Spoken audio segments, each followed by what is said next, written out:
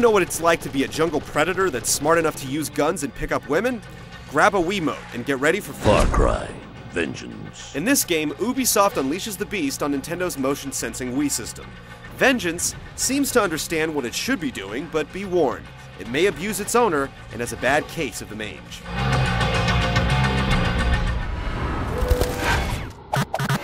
Jack Carver is a soldier of fortune type who drinks a lot to cope with the fact that someone injected him with a serum that turns him into a bloodthirsty man-beast. A cute girl comes along, dragging him into a mess of trouble that can only be solved by dual-wielding machine gun pistols and chucking grenades. The game doesn't give you much background, and the cutscenes aren't gripping enough to keep you trudging forward, but in a game like this, the action should speak for itself.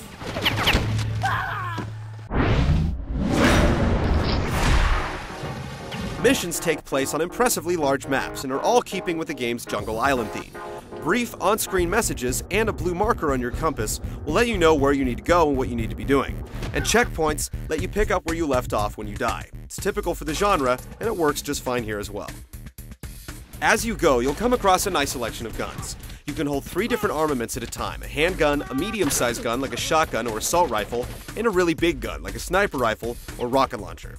It's a pretty good selection, but there's nothing out of the ordinary either.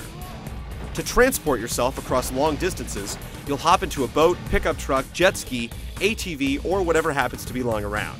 You'll also gain a few new abilities, like the ability to jump super high, and a stronger arsenal as you move from stage to stage.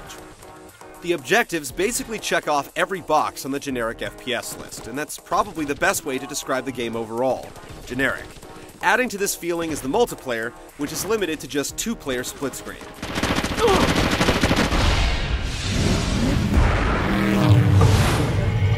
As you would expect from a first-person shooter, you do a lot of shooting people on this island. You can freely look around using the Wiimote, or hold the A button to do some precision shooting. Alternately, you can get all beastie on your foes with your animal instincts. Highlights include healing yourself by waggling the nunchuck controller, which may or may not represent you scratching your ear with your hind leg, moving at extremely high speeds, and tearing into your enemies with your bare hands. While you're in Predator mode and you see red claw marks appear on the screen, flicking your Wiimote forward lets you leap onto an enemy like a rabid beast and wallop the ever-loving crap out of them.